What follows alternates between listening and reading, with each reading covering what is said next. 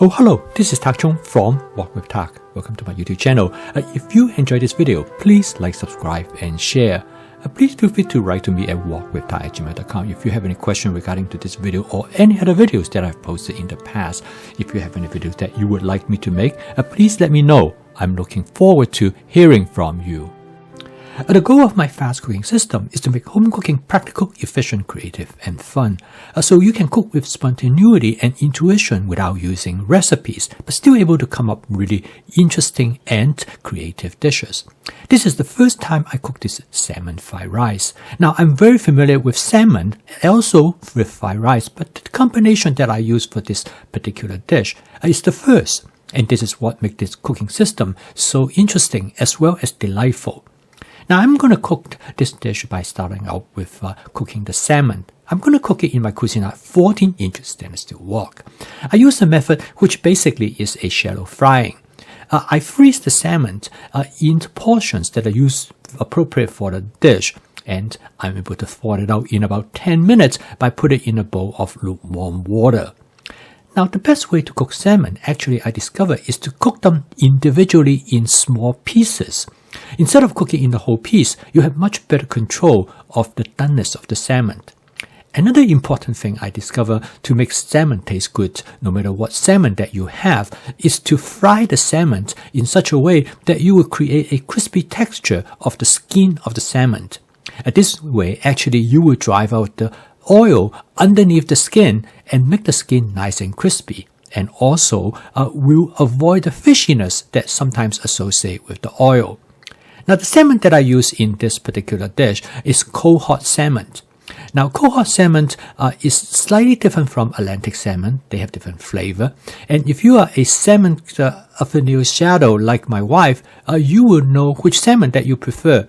Now, my wife loves cold hot salmon, and because of this reason, I try to look for opportunities. Every time when I see cold hot salmon on sale, particularly when it is fresh before it is frozen, what I would do is that I would buy a large portion and I would cut them up and freeze them in small pieces ready for me to be able to fry them. And this actually is an extremely good way to save money.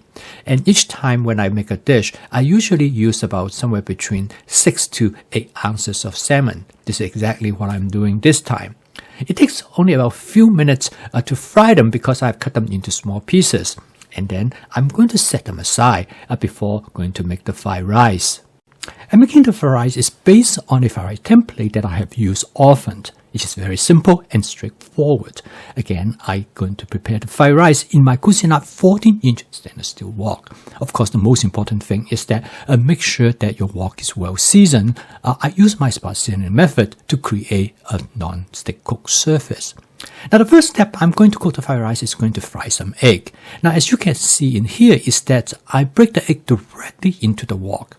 Now, there's many different ways you can do it. You can grab the eggs in advance and mix it before you fry them, or you can do it just like this. Now, there are slight differences, and the flavor will be slightly different based on how you actually prepare the egg. Now, I'm going to add a little bit of my basic seasoning mix to season the egg. Now, season the egg actually is a really good opportunity for you to enhance the flavor of the fried rice, because the egg will now have its own flavor and make the fried rice more characteristic in its distinct flavor. The next step is to fry the rice.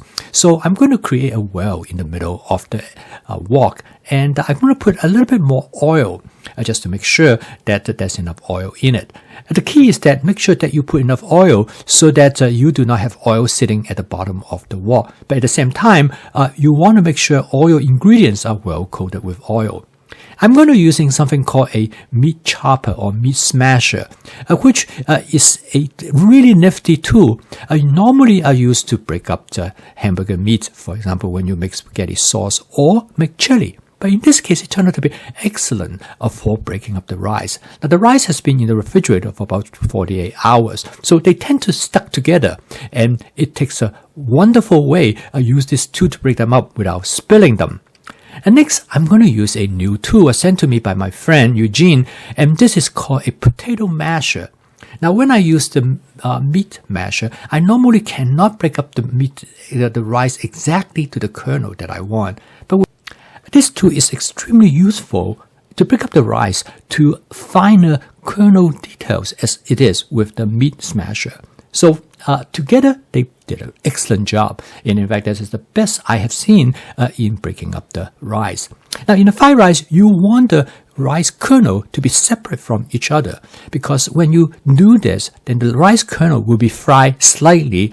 The end result is that it will give a nice crispy texture. Now you notice that when I break up the rice are not going anywhere. So in this case, make sure you turn the heat down to low. Now, next is that I'm going to add some frozen vegetables.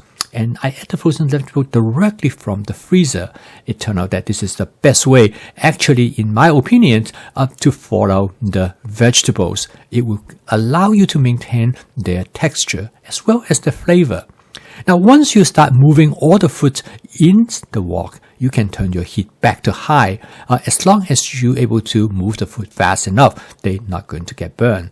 When you keep them on high, they're going to cook as fast as possible. However, anytime when I'm not moving the rice, then it is important for you to lower the heat. Otherwise, your ingredient is going to get burned because the food will sit right on top of the heat.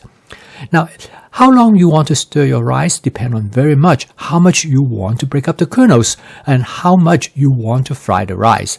And of course, in this case, you want to make sure your frozen vegetables are thawed out properly. Next, I'm going to add some salt. This is then followed by just a couple drops of spicy sesame oil. And then I'm also going to add some black pepper. Now, the reason I'm doing this because I'm cooking this for somebody who likes the dish a touch spicy. Now, this will not make the fried rice spicy, but it will make it far more interesting in its overall flavor. I did a quick taste test. I decided I'm going to add a very small amount of oyster sauce. This will make the fried rice more savory. Again, it's very much depend on how you like your fried rice. This is the part that you should take liberty to adjust the flavor exactly how you like it. And I call this flavor chasing, which really is a critical part of home cooking. Because the saying goes is that you love flavor first before you love food. And if you get the flavor right, almost any food will taste good.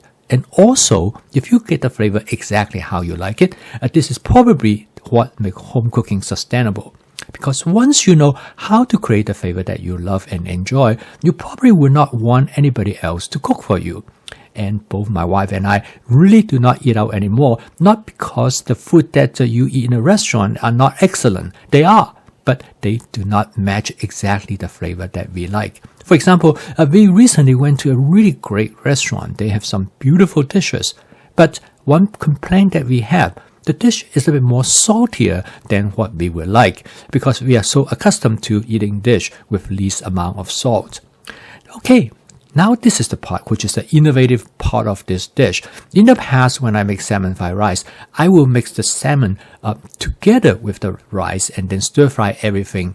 And the problem with this is that I will break up the salmon. I will not be able to taste the salmon in their individual flavor. So what I do is that I take the salmon after I fry them, I break them up into small pieces in order for them to match the fried rice, and then I lay the salmon right on top of the fried rice. Now, this actually achieves an important goal. One is that you're able to taste the salmon individually, as I have mentioned earlier, but furthermore, you're able to mix the salmon into the overall texture and flavor of the rice.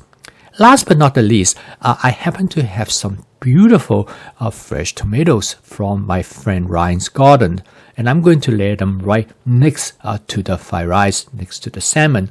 This will give the rice truly an excellent flavor, and each time when you bite into a piece of beautiful tomato, it will give you an accelerating culinary experience. So, as you can see in here, what I try to do is to create contrast in flavor, in texture, as well as in aroma of different ingredients. And talking about aroma, last but not the least, I'm going to add some scallion to garnish the rice. This will give the rice a great aroma. they always talk about flavor. It actually contains three major aspects. That is taste, aroma, and texture. And in this case, I try to create all of the three so that when I eat this fried rice, I'm able to really appreciate them. Last but not the least, I'm going to garnish it with a touch of oyster sauce. Now, another thing they also talk about is that flavor also includes sight. A vision play a very important role. When a dish looks beautiful, you most likely find them to taste beautiful. So why not lay it out so that it make it attractive and pleasing to your eye? Okay, this is a wonderful fried rice. We really enjoyed it. I post a video each day to help you to make home cooking as part of your daily routine using my fast cooking system, so that your home cooking will be practical, efficient, creative, and fun, so you will find home cooking to be sustainable. So if you'd like to learn more about my fast cooking system, please subscribe to this YouTube channel. So keep on cooking, and I will see you tomorrow.